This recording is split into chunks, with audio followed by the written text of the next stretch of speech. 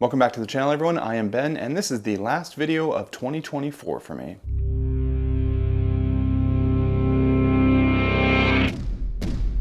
So this is the end of 2024, my first full year on YouTube. Thank you guys very much for tuning in and subscribing and watching the videos and leaving comments, whether it's positive or negative. I appreciate it regardless. I'm continually impressed that people tune in to watch a guy with fumbly fingers and a bad habit for tuning his guitars play the same 4 or 5 songs over and over in an attempt to A-B the way they sound.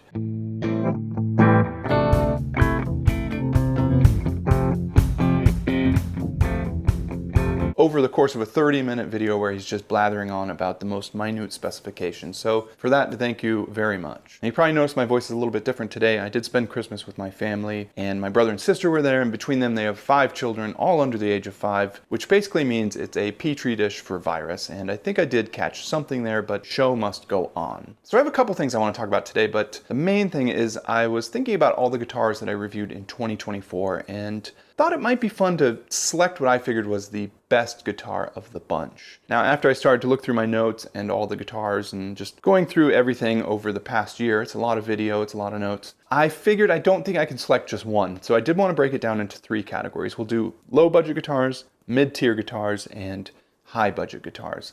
Low budget guitars being anything from $550 and down, mid-tier being $551 to $1,500, and high budget guitars being $1,501 and sky's the limit. I can't say I'll do this every year, but right now it sounds fun. And the criteria for this choosing of the best guitar is pretty simple. All it had to be was a guitar that I purchased factory new in 2024 and I did a review on it. Simple, right? All right, let's get into it. I want to apologize in advance. It is a uncharacteristically gloomy day in Los Angeles, and as such, I think the light levels in this video are going to be fluctuating up and down throughout the course of the entire thing. So bear with me on that. So starting with the first category, the low budgets, we've got 9 models that I reviewed last year in 2024. First off, the most inexpensive guitar, the Leo James 39-inch solid body electric guitar. It's an obvious SG style guitar, maybe taking on more of a LTD Viper variant, complete with a bolt-on neck and 2 humbuckers. It retails for about $150 on Amazon.com. Next up from there, we've got the recently reviewed Festly FDK 800 guitar. This guitar's got a poplar body with a flamed maple veneer, some nice features like a knife edge tremolo and Purple Heart fretboard, not to mention a stunning included accessory package. This guitar retails for about $250. Next up, we've got the Enya Nova Go Sonic. This is an all-in-one guitar. It's got built-in speakers, onboard effects, and unique performance features, such as the 0 fret and the carbon fiber construction. This guitar retails for about $440. Next up in the low budget guitars, we've got an Epiphone Coronet. This guitar features similar styling to the late 60s Epiphone Coronets, complete with the solid mahogany body and a single pickup construction. This guitar retails for about $450. Moving up from there, we get into PRS's first foray into sub $500 guitars, and that is the PRS SE CE 24. It's got a satin finish, all mahogany body. PRS is widely acclaimed 8515 pickups with coil split options. It retails for about $499. Next up, we've got the LTD EC201 FT. This is their stylized take of the Les Paul Jr. guitar. This guitar has a single humbucker and a cool string-through construction that I quite liked. Unfortunately, the model that I reviewed was marred with a bit of manufacturing defects. This guitar also retails for $499. Then we've got the Fender Squier X Hello Kitty Stratocaster, a unique pink guitar with very few actual guitar player features, but loaded with Hello Kitty type of features like the Hello Kitty headstock logo and Hello Kitty writing on the backside, not to mention a custom Hello Kitty gig bag. This guitar also retailed for $499. Moving up, we've got the Guild Polera Night Edition. A fun take on the re-released Guild Polera. This model was pretty bare bones with just a volume knob, 1 single pickup, and all blacked out hardware and an ebony fingerboard. This guitar retailed for $550. Lastly, we've got the Epiphone SG Standard 61, a guitar that was featured in my almost ultimate 61 SG video. We've got 2 humbuckers, a 2-pneumatic bridge, and classic SG styling. While this was the lowest budget model in my ultimate SG video, it's the top of the budget in this category at $550. Lots of options here, some better than others, some with more features than others. But for my money, I think the best of the bunch is the Guild Polera Night Edition. First off, I love the all blacked out look. You've got blacked out hardware, you've got blacked out headstock, you've got an all ebony fretboard with 0 inlays. The only thing you get is side markers here. It's just one volume control, balls to the wall, and you've got a fantastic HB2 Plus pickup. I think it's an awesome, unique take on the re-released Guild Polara guitars. So for me, this is definitely the winner. I do wish it had a couple other features, like I think a gig bag would have been nice, considering it is lacking some of the other features, and it costs the same amount as the double humbucker Polara. I also think maybe a tone knob might not have hurt. It does stand on its own with just a volume, but just having a little bit more control might have made it that much more awesome. All right, let's move on to the mid-tier category. So moving on to the next category, the mid-tier budget. It's actually our smallest category. We only reviewed 4, and that's guitars between $551 and $1,500. So we'll start off with the PRS SE NF3. This is one of PRS's newest models. This guitar features PRS's cutting-edge narrow-field deep dish pickups, PRS's knife-edge tremolo system, which is highly revered, and a rosewood fingerboard. This guitar retails for $680. Moving up from there, we get to the Gretsch Jack Antonoff Princess Antonoff guitar. This guitar was a unique one-off from Gretsch, sold in very limited numbers. I mean very, very, very limited numbers, it turns out. The guitar is a blend of the Princess variant of the classic Gretsch Corvette and a Fender Jazzmaster. This guitar retailed for $699. Moving on, we've got another guitar that was in the Almost Ultimate SG video, and this time it's the Epiphone inspired by Gibson 1961 Les Paul. This guitar is heavily inspired by the original 1961 Les Paul and features some of its unique styling and carves. It retails for $950. Lastly, the only guitar to break $1,000 and the only domestically made guitar, we've got the Godin Session T Pro, a unique Strat-style guitar featuring an HSS configuration, carrying a very similar feature set to a classic Fender Stratocaster at a bit lower price. Certainly a worthy Fender contender, coming in at $1,399. This was a very tough category for me. I realize there's only 4 guitars, but each of them were so well made and brought something very unique to the table. For my money, I'm going to go with the PRS SE NF3.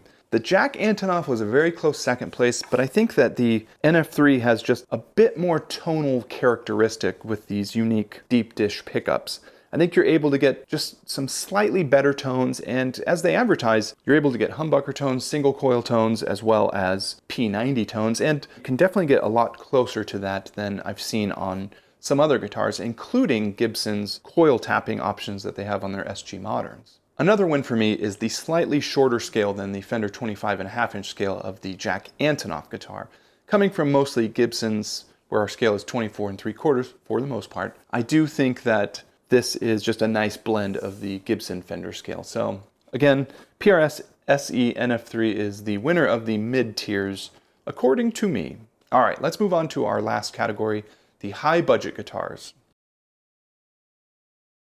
So the high-budget guitar criteria was $1,501 and up, and I'll admit this is a category that is mostly dominated by Nashville-made Gibsons, but there are a few exceptions. So we start off this category with an Epiphone, and no, it's not a domestic-made Epiphone like you might think. This is a Epiphone 1963 Firebird 5. Pretty accurate replica of the first Firebird 5 models, complete with the banjo-style tuners, a Maestro bridge, and vintage-accurate mini humbuckers. One of Epiphone's most expensive offerings at $1,700. Not to be outdone in nostalgics, we've got a made-in-USA Epiphone Coronet. We've got a slab mahogany body, a single P90 pickup, and styling very reminiscent of the original Epiphone Coronet models of the 1960s, also retailing for $1,700. We've got another guitar from the Almost Ultimate 61 Les Paul video, and this time it is a Gibson USA SG Standard 61. Vintage-inspired design, Burstbucker 60s pickups, small pickguard, what's not to love? This guitar retails for $1,999. Next up, we get to a very exclusive limited edition guitar with only 500 models made. This is the Charlie Starr Les Paul Jr. guitar. A riff on one of Charlie Starr's main guitars, a 1956 Les Paul Jr. The guitar came in an alligator case and was loaded with some fun, exclusive case candy. The Starr guitar originally retailed for $2,000. Yet another Gibson on the list, we've got the brand new Gibson USA Theodore Standard. Very unique styling, it's a hate it or love it design. We've got an all mahogany slab body featuring a pair of some of my favorite Gibson pickups, the 57 Classics. This guitar retailed for $2,000. Moving on, we've got one of Gibson's newest releases. This is the Gibson USA Victory guitar. Taking its styling from the classic Victory of the 1980s, of course, the new guitar features a hardtail, and it's a longer 25.5-inch scale, with some unique, for a Gibson anyway, pickup splitting options. If you're to get the flame maple top like the guitar I reviewed, this guitar retails for $2,500. Next up, we move on to a guitar that's unlike any others on this list. This is the all-aluminum Hoxie build that I did a few months back. We've got a aluminum body and neck from Hoxie, while the rest of the insides I pieced together from a wish list of things I wanted to try out. We've got Mojotone P90 pickups, throwback electronic circuit with Bumblebee capacitors. This guitar would cost about $2,500 if you were to assemble it today. Next up, we've got a pair of Gibson SG Supreme guitars. Both guitars feature super split block inlays, compound radius ebony fretboards, and killer looks. One has a maple top and that retails for $3,500. The other one has a Koa top and an extra pickup and it retails for $4,000. Last up on the list, and the last guitar in the almost ultimate 1961 Les Paul video I did, this is a Gibson Custom Shop 1961 Les Paul reissue. This guitar was made to be a near perfect replica of a true 1961 Les Paul. Some of its unique features are its Black Beauty capacitors, custom buckers, vintage accurate plastics, and a vintage style ABR1 bridge. This guitar retailed for $4,300. I really had a tough time with this category as well. Every guitar played awesome, and it's just something that was so much fun to play. And I think whatever I pick, I'm gonna get a lot of disagreement in the comments, but for my money, the Gibson USA SG Standard 61 is my pick. It's got the same styling basically as the Custom Shop SG 61 or 61 Les Paul, but of course it's not so precious that you're not afraid to pick it up and throw it around. Not to mention it sounds great with these Burstbucker 60s pickups. You've got a slim taper neck, rosewood fretboard, double volume, double tone, pickup selector. Pretty simple guitar, but so awesome to play. Now, a close runner-up in this category was going to be the Gibson Victory guitar. I actually really do love the styling of it. I love the pickup selecting options.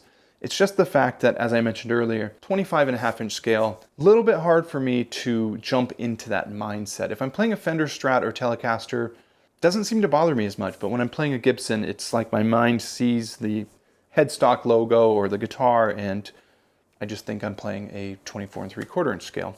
Might sound silly, but that's the honest truth. So the official 2024 Company Grip 3-tier category winners, we've got the Guild Polara here at $550 in the low budget category. We've got the PRS SE NF3 in the mid-tier category at $680.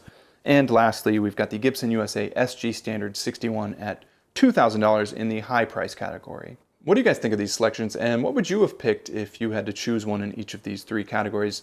Shoot me a line below and let's talk about it, because I'm curious where you think maybe I went wrong, or maybe you agree with me. Anyway, that just about wraps up 2024. Moving into 2025, I've got quite a few things planned. I've got some reviews that I started working on that I never got to finish. They've been sitting kind of in the dustbin there for about 6 months. Some of them are like the Boss Katana Go, which I bought. Then of course they canceled the product like 3 weeks later and claimed they were going to re-release it. Kind of just waiting on that to see if the new model does come out. And I've also got some pedals that I started reviewing in August that are so in-depth and so mind-numbing that I've been constantly working on the script and the editing to get this video down so it's a digestible size and not just 3 hours of verbal garbage. So we'll see if that ever comes out. Don't know if I mentioned it already, but I've got some guitars I pre-ordered that I'm looking forward to doing. I've got some pedals that I pre-ordered that I'm looking to do. Should be a good thing. The immediate daunting task that I have right now is I've upgraded my computer. I'm in that weird process of transferring all the files, transferring all the license keys, transferring all the software. Hopefully I'll get that done in the next couple days and can get on with releasing more videos in the future. Now, last thing before I go, you know everybody's going to ask about this, your spouse, your coworkers, your kids. What are your New Year's resolutions? Well, I'm not going to ask you that, but I do want to ask, what is your guitar player's resolutions for 2025? For me, I want to get better at practicing. I'll go through these stages where I practice 20, 30 minutes a day for maybe 2 weeks at a time, 3 weeks at a time. Then I'll go out of town, or I'll get distracted, I'll get sick, and I'll kind of forget about it for a few months, and then something sparks my interest again and I jump on it again. Well, this year, I want to try and do it every single day. Whether I am out of town, I'll take a traveler guitar.